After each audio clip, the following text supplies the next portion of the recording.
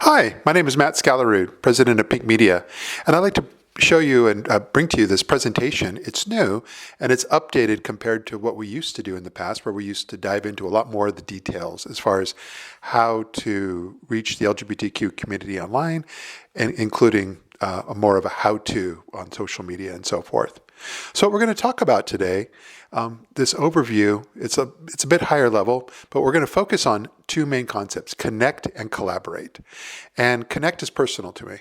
When we started gaywire.com back in the mid-90s, where we were looking at an environment where it's the first time we were ever connected online, the way we were with the internet. And this was, before Google and before Amazon, and it really showed that there was limitless possibilities for what the connectedness on the internet can provide us. But over the last few years, I think we've all seen that we've emerged from just being connected to really being able to collaborate and to engage with other human beings on the other end of those of our computers. And it's that world of collaboration that I think is more exciting today than it was even when we first got connected back in the 90s. So that's what we want to talk about a bit here. And so what we're going to touch on in context of that are the three pillars of LGBTQ marketing, and how in this world of connectedness and collaboration, what is some of the best ways you can reach your LGBTQ target audience online. So we really start with storytelling as marketing. And so the first pillar is really the content: photos, video, editorial, and including podcasts. Podcasts are a big part in today's in today's world of storytelling as marketing. But then the next phase is really, where does that content go? Where does that message go? And in this case, it's all about, whether it's targeting on Facebook or social media, whether that's paid or organic. Also, in addition, it could really tie into banner ads, email campaigns, and so forth.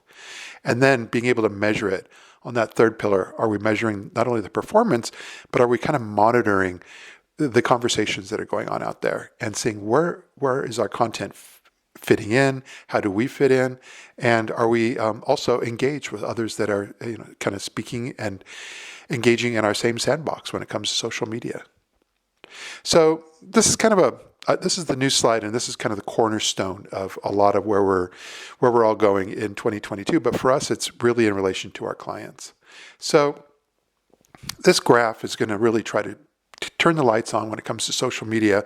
And here we're talking about reaching first-degree connections or second-degree friends of friends. And this is really important in the way social media is able to either reach a direct audience that you are connected to, or go beyond the people that you're connected to like-minded individuals, friends of friends.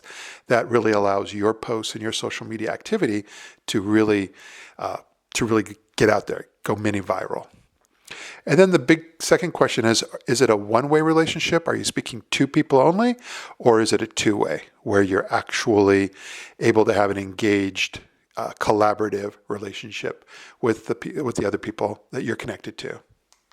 So the first one, the one that we're most comfortable with, and as we could see from the numbers, it's you can have a maximum of 5,000 people you're connected to on your personal profile. But it's the one that I think really sets the bar for where we go from here, because everyone's comfortable with it. It's a two-way street, in the sense that you cannot be connected to someone unless they've agreed that, yes, they want to be connected and engaged with you. And so that by default means that Facebook was able to really kind of excel out there. But one of the key points is that it's only able to reach on your personal profile directly friends, your connections, your friends, your followers, your professional colleagues, your family, and so forth. So it has that limit, which also keeps it a bit safer, even though advertising can sneak in, and that's a whole other conversation we'll have. But in general, it's a very safe, kind of like what we call Main Street USA, 5,000 people max Facebook personal profile. But then, where do you go from here? And the first two really becomes LinkedIn, where you're able to have it's very similar to a Facebook personal profile, but it's very business to business oriented, and you can have 30,000 people connected to you and you're connected to them. So 6 times greater than what is allowed on Facebook. And then Twitter. And so Twitter, and we put it way out there in that stronger zone, I would say, based upon the fact that that's assuming that the person that's using Twitter is utilizing it in a two-way engaged relationship. And but what we're going to talk about is a lot of people are not. So in a non-engaged profile, it's going to swing all the way over to the left, and the performance is going to suffer as well. You're going to see that in the number of people see your posts and so forth. And so everything else kind of falls into line around this. So TikTok, very popular. It actually goes both ways, and we'll talk about that. But the main part is that they have an entire section that you're able to reach just people that you're connected to, but it is a pretty decent two-way relationship. Instagram is everyone's favorite, especially influencers and celebrities. But there's a reason for that. So if you're like the rest of us, Facebook kind of swings more over to the right, which is it's more like a Facebook personal profile, and because you can only follow 7,500.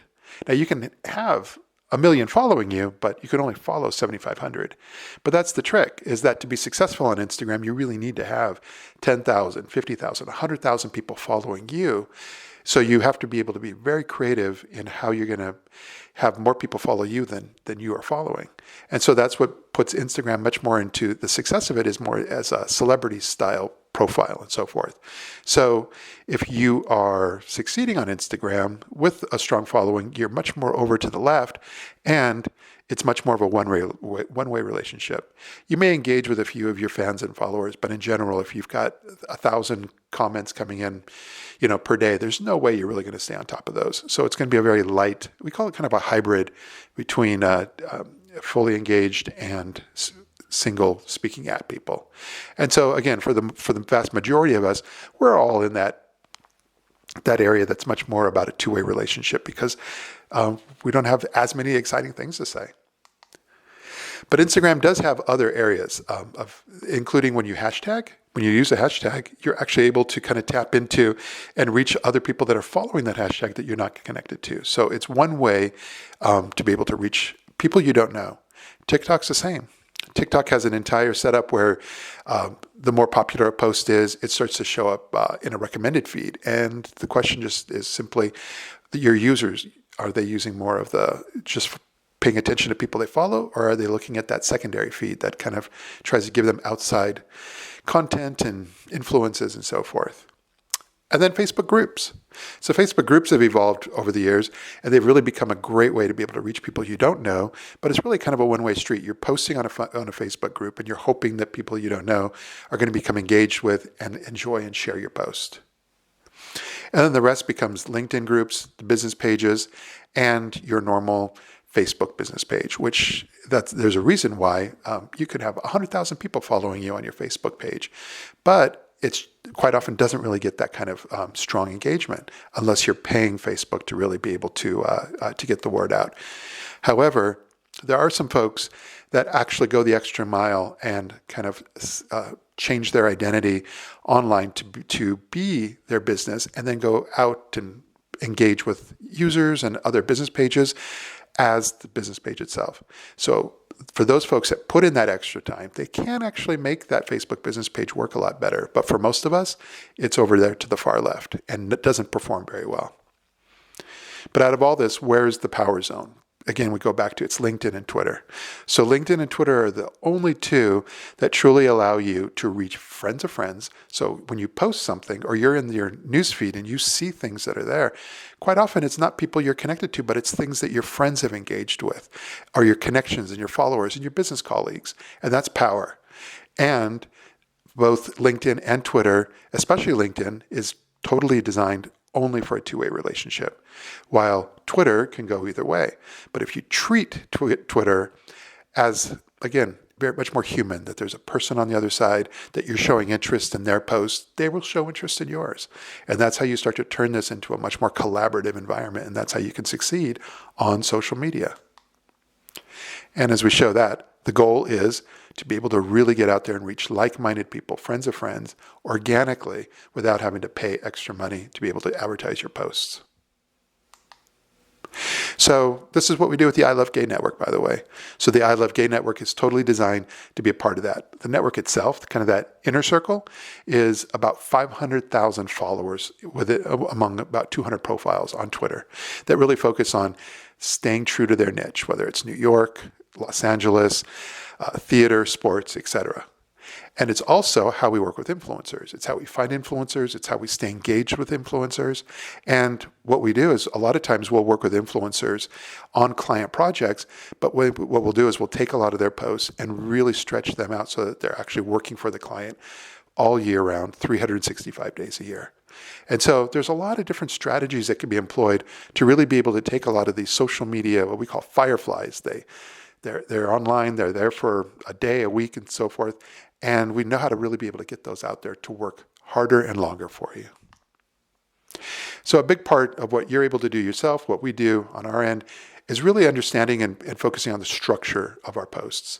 And the structure is making sure that we're tagging using the @ symbol, the subject matter, and different people that are part of that post, and then also utilizing hashtags in a strong way. And so just kind of keeping in mind that these posts are doing a lot of the heavy lifting for getting your message out there. So your goal is that people will see that and be able to then, whether they like photos, video, what you've written, and click over to your landing page that describes more. But sometimes they just stay right there in the social media.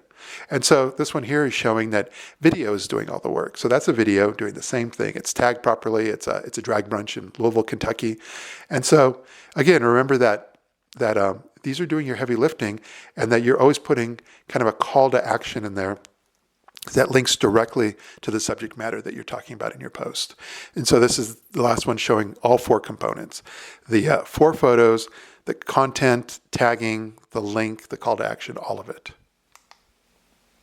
So at the end of the day, what you're able to really do is understanding that your storytelling is kind of the starting point of your marketing plan. Then you're able to really drill down, and all the rest of the components of your marketing plan can fit in from there. And that goes towards not only the posts you're making on social media, but it all goes all the way into email campaigns, video. Video also, by the way, is very strong on connected TVs, and you're able to get your message out there as well. And even banner ads. Banner ads can really be utilized to support the same exact outreach and imagery and so forth that you're utilizing on your social media posts through your storytelling.